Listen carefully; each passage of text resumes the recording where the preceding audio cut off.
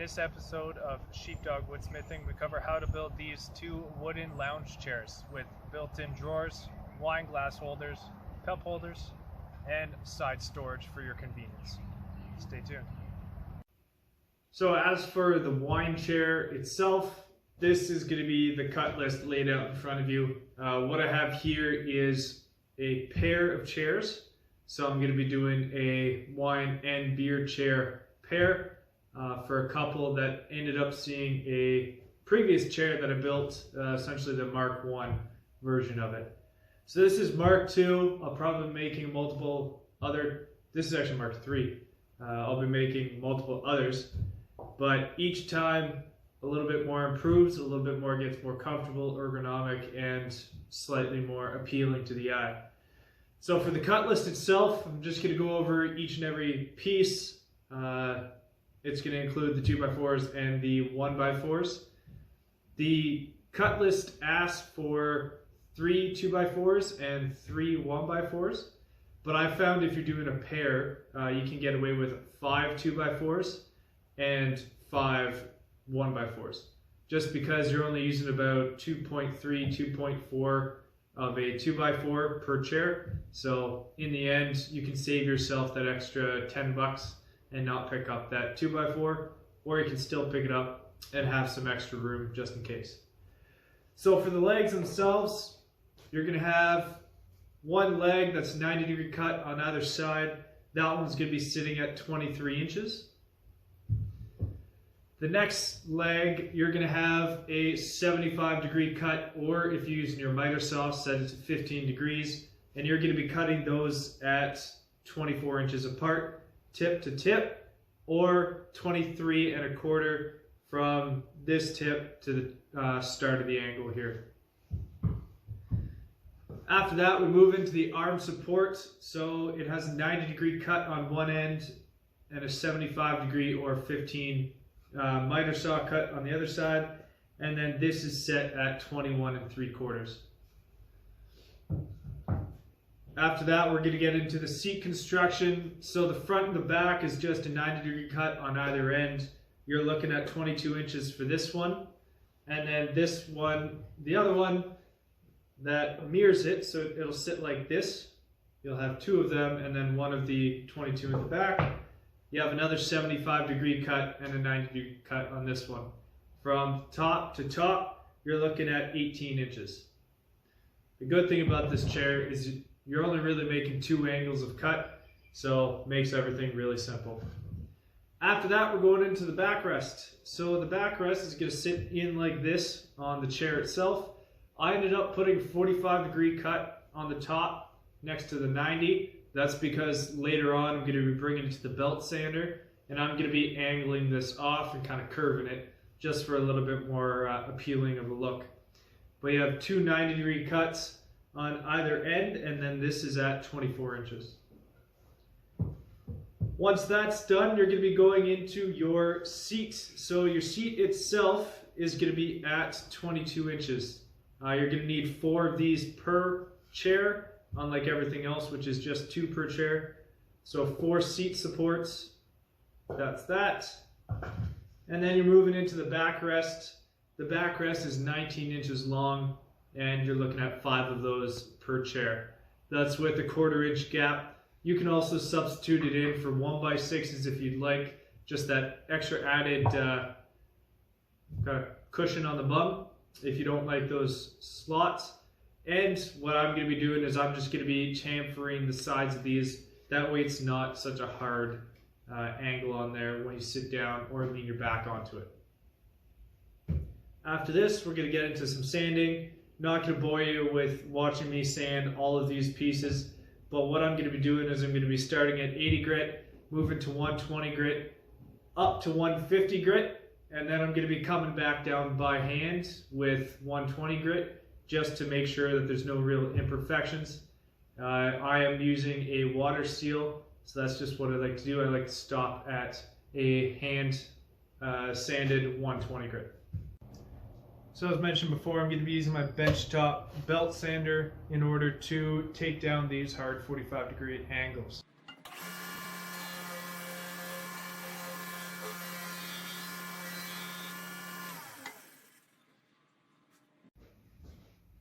So now that everything is sanded down to 120, finished off by hand, now I'm going to be going into the assembly process of it. So now I know that I have my angled leg and my straight leg in front of me. I need 11 inches between the tops of each of them. So instead of trying to measure it on my arm support, what I'm going to do, because I have a sacrificial tabletop, is I'm going to mark off a line at 0 and a line at 11 inches.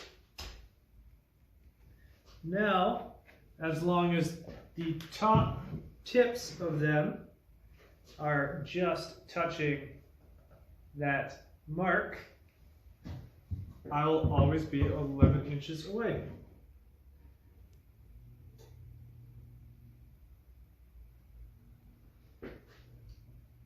And it's just that easy. So next, what I'm going to do is I'm going to apply some, what I'm using right now is just Pro Bond Max wood glue. It's waterproof and stainable. I want the waterproof stuff more so than anything. So I'm just going to add some onto the top here.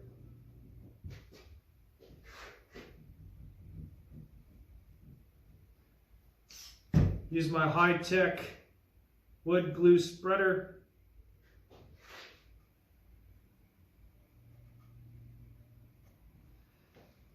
And then I'm going to grab the brace and I'm going to mount it on top just like that. Good thing about these screws is they are meant to not need a pre-drill. But I still pre-drill just in case. Because you never know, worst case Ontario, you snap something.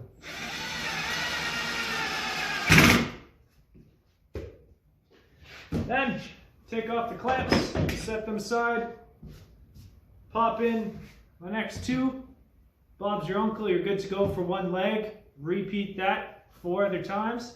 Just make sure that your armrest is interchanging from the left to the right side, or else you're going to have a, I guess, left-sided chair, which isn't too bad. I'm left-handed. So now that we're working onto the seat frame itself, you're going to be using your 18-inch from top to top with the 75-degree cut onto it, as well as your 22-inch horizontal support. So for this one, it's pretty straightforward. All you're going to do is you're just going to wood glue and screw into the end grain. If you do want to use pocket holes, you can use that as well. Just make sure they're on the inside. So I'm going to do that for both of these, just like such. But the only tricky part is when you're putting on the front face, where the 75-degree angle is. That's just because you have a little angle like this.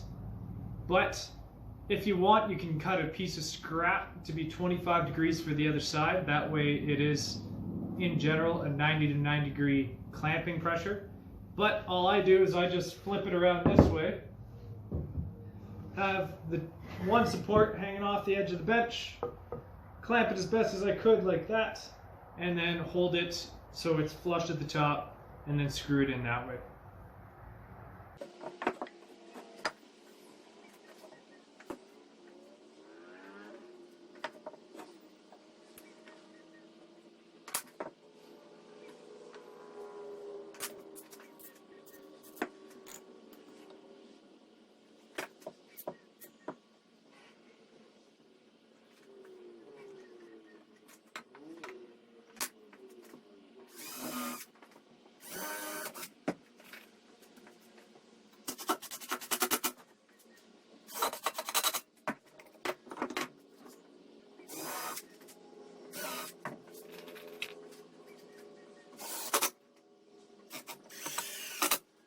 Now that I have both seat braces or frames glued and screwed together, now I'm going to be moving on to mounting them onto the legs themselves. Luckily, since I do not throw anything away, I keep all my scraps. From the last picnic builds, I ended up keeping my 11-inch spacers. If you haven't seen the picnic builds video, go check it out. It's good if you're into this outdoor stuff. So I'm going to use my 11-inch spacers on either side of the legs to level this thing out so everything is perfectly dead flat, and it's so much easier to deal with that way. Gonna mount them onto the legs and continue on from there. And just like that, now you have the seat frame, the legs, the arm frame, all attached, all in one. Now it's just time for the backrest. The backrest is just gonna go up against the seat frame, just touching the bottom of it there, and then it's gonna be flush with the 75-degree cut on the back of the armrest. Going up as high as you can. One thing I forgot to mention when putting on the seat frame, and it should go with everything that I do here if I forget to mention it, just remember I said it now. Every time that you put two pieces of wood together, wood glue, then screws. I always forget to mention the wood glue, but wood glue always goes on. So now what I'm going to do is I'm just going to be assembling the drawers. One thing you want to note with that, please just make sure that your dados or your slots are actually pointing down for this portion. You don't want to be that guy or woman that puts it in upside down like such, and then when you go to put in your plywood, it doesn't actually fit in there. So one thing you can also do prior to that is you can just line everything up, look at it, make sure those slots actually line up with each other, because you don't want to put your plywood in, hit a notch at the bottom, and then realize that you have to restart everything and recut all of your dados. So mine look good to go. So as you can see on this chair, I ended up putting on the face of the 1x6 for the drawer itself. That way, if you look underneath, it is a flush mount instead of having a 1x4 there, and then you'd be able to see the cross girder from the drawer base itself. So it's going to have handles on it, but for now the drawer just slides in and out with a compression fit, and you can see the base that I ended up putting on there. I just pocket hold it from the underside, and it is plenty strong with the glue there in order to handle any little weight that the drawer itself will be carrying. What I'm going to be doing in these drawers as well is putting in the inserts to go like such. That way you can have a designated wine bottle area, ice area, and then any other refreshments or snacks that you want to put in that side.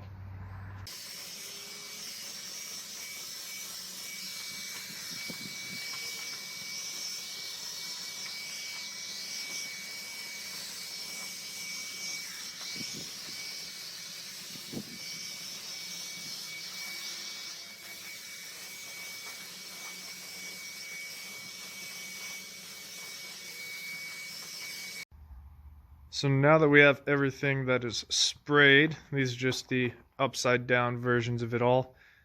I ended up doing the top side yesterday, now it's the underside. And here you can finally start to get a glimpse of what the armrests are going to look like. So right about there, you have the wine glass holder. And then in this circle right here, you will have the inset plastic boat rated cup holder that has a drain hole at the bottom. I ended up picking up a 15 pack on Amazon for about 10 bucks. So you'll see what they look like once everything is mounted. But right now this is just going to be set and dry. The good thing I like about this water seal is, as you can tell right about here, it looks like it's bubbly. It looks like it went on kind of rough, but everything self-sets, so it's going to look nice and smooth afterwards. And then here we just have the two extra little cubbies that are going to go on the side, so you can put your books or whatnot. They're upside down right now, and as you can tell, they're going to be attached to the chair with the pocket holes from the underside as well as glue. So as you can see, now that everything's been assembled, I can take you over what was put into place since the last time you saw these chairs. So I ended up making Adirondack style armrests. That way they can curve in near your core. It's a little bit more comfortable and ergonomic for you to sit down. It's good support for your arms.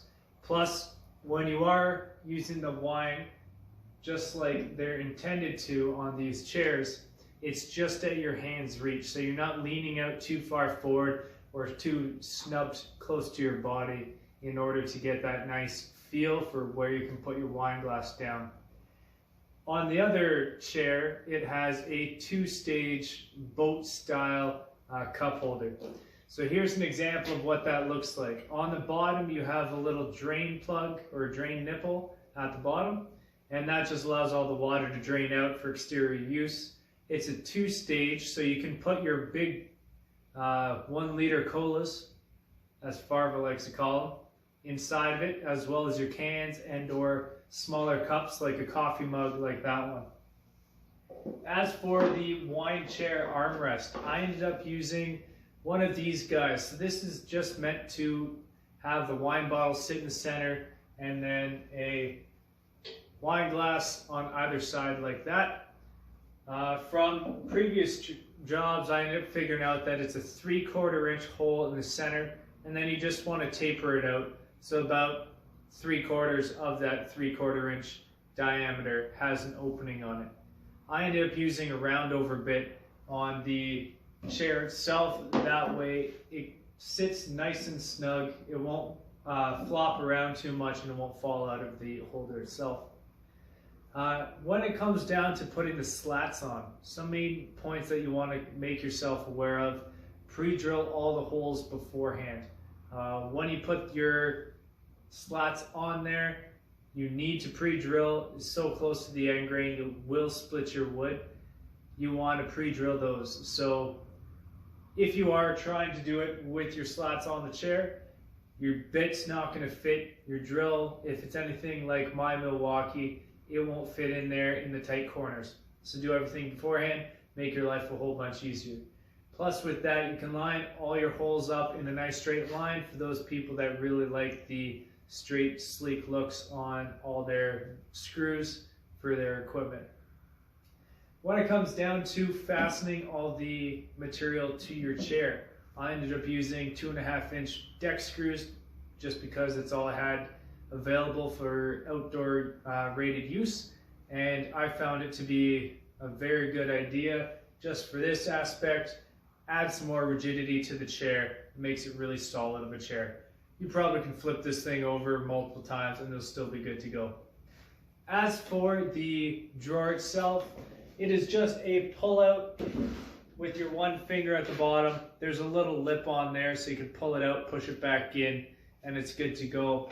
With that lip, it will always stop perfectly in place. It won't go too far back or too far forward because of the way that the base frame was designed in there. Added into that, the drawer, I ended up using a 1/4 inch drill bit, and I put drain holes in each segment or each sector of the drawer. That way, if you make it smaller, the wood can swell up and block those holes. You can have water retention inside there because the slats are open on top, and it can possibly rot out your wood in a more expedient manner. So everything is just about that longevity and that purpose to keep everything around for so much longer.